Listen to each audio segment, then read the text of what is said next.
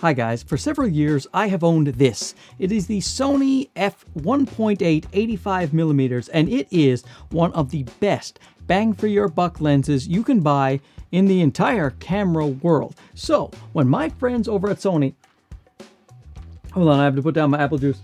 When my friends over at Sony sent me this, this is the 85mm G Master f1.4 and it is huge. And it weighs a lot, and it's wonderful.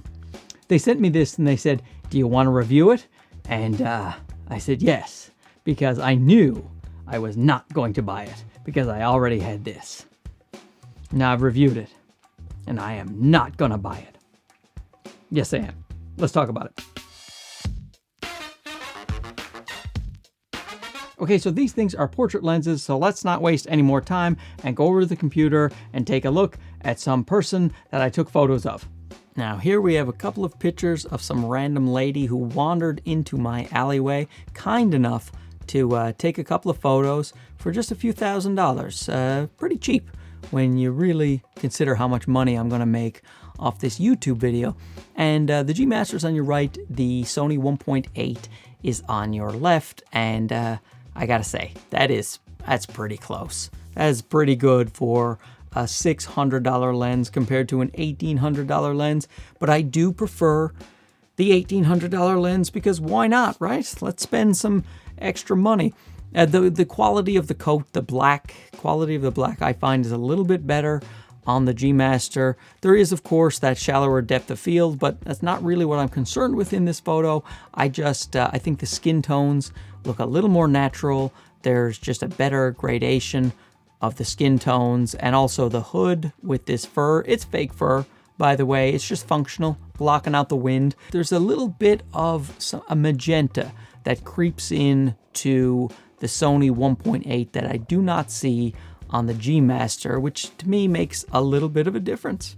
And here we have another pic here, and same scenario. I prefer the G Master a tiny bit. The blacks look better than the blacks over on the 1.8, and the skin tone, once again, in my opinion, looks a little bit better. Now, maybe you differ. Maybe you think that the 1.8 from Sony looks better than the G Master lens, but to me, there's these subtle differences on the G Master that might make it worth it to you if you do a lot of portraits.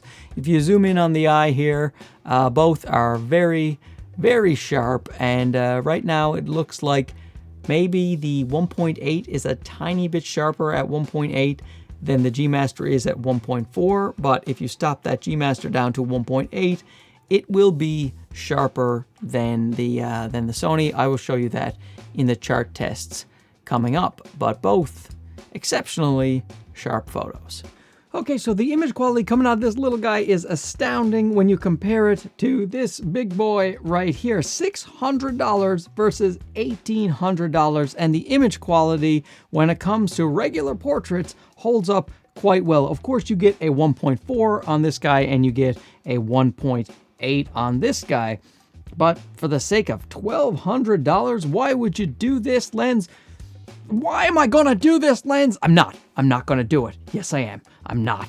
Yes, I am. Well, if I do buy this lens, which will probably upset the person that I took photos of in the thing you just saw, but if I do buy this lens, it is for a few factors. Number one is sharpness, and since I am no lens comparing expert, we were lucky enough to get on the channel someone that I'm sure you will know and love, and we're really glad to have him here. And I'll throw it over to him now. Hello everyone, it's me, Christopher Frost, to do a sharpness test of the two Sony lenses. Very excited that Mark Bennett has invited me on his program, Camera Crisis. Very great program indeed. And this is really me, Christopher Frost, and not someone doing a terrible impression. On the left we have the G Master 1.4. On the right we have the Sony 85 1.8. And wide open we can see, after zooming in to 300%, that, in fact, the 1.8 is sharper in the middle than the Sony 1.4. However, once we stop the 1.4 lens down to 1.8, you can see, in fact, that the G Master is quite sharper than the 1.8 from Sony. I will say that it is impressive for a lens of this price point to be as sharp as it is. Once again, thanks to Mark Bennett for having me on his program, most likely the best program of all time on YouTube. Wow, wasn't that amazing to get the Christopher Frost on the show? Definitely really him. But as you can see from that demonstration, this lens is definitely sharper at 1.8, as it definitely should be. And there's more than that. There's also the bokeh quality. When it comes to the bokeh, I find there was something lacking about the 1.8 for me. I don't know how to describe it. More like a circular, it has this circular swirl bokeh that I'm not that much of a fan of. Some people really, really like it, but for me, I can always feel like I see a circle behind people when I take an image. And maybe it's because this one has 9 diaphragm blades and this one has 11. So the bokeh is a little bit better on this guy. And also when you stop it down to 1.4, it gets even more pleasing. So let's take a look at some bokeh shots right now. And now here's where I see the major difference between these two lenses, and that is the quality of the bokeh. And I don't mean just that the G Master here on your right has a blurrier background. This is actually at 1.6 and not 1.4, which is closer to the 1.8.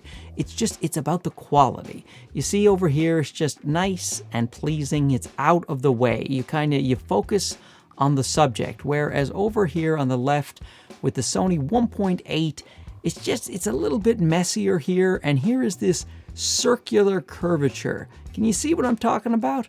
Am I crazy? Do I sound crazy? But you see how the branches, they curve in like this. I can always see it with the diaphragm blades. At least I feel like I can see it. And maybe it's just that the bokeh is a little messier back there, but this is what I've always noticed about this lens. And over here, I don't see a circular pattern at all, which is one of the main reasons I prefer the G Master lens over the 1.8.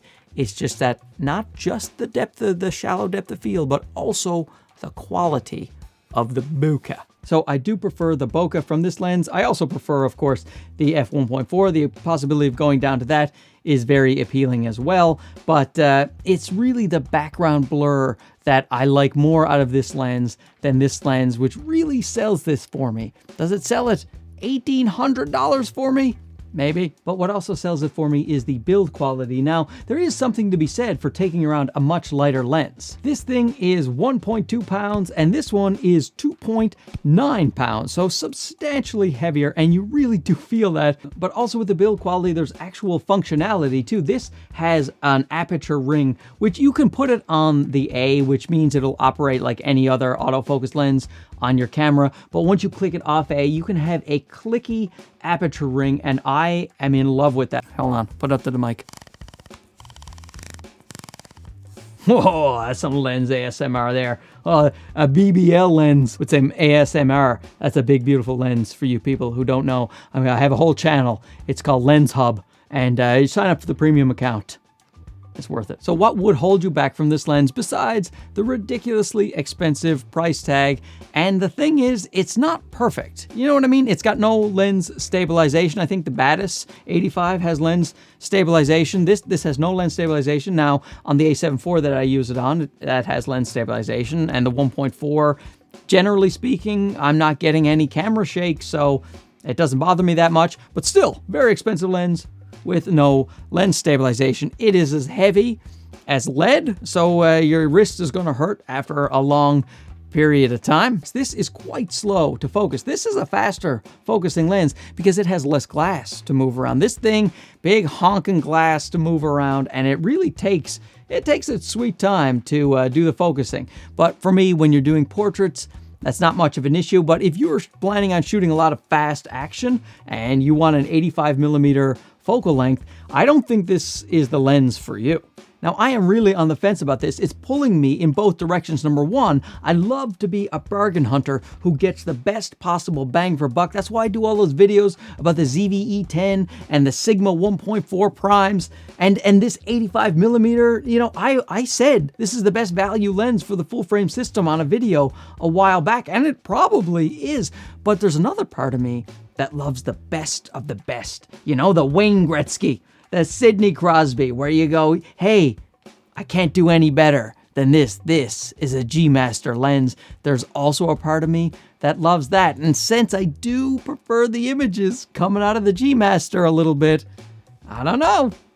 You guys, can you write below? Tell me what you think. Anyway, thanks for watching. Don't forget to like and subscribe if you haven't already. And we'll talk to you again soon. Okay, bye-bye. If I buy this, do not tell my wife.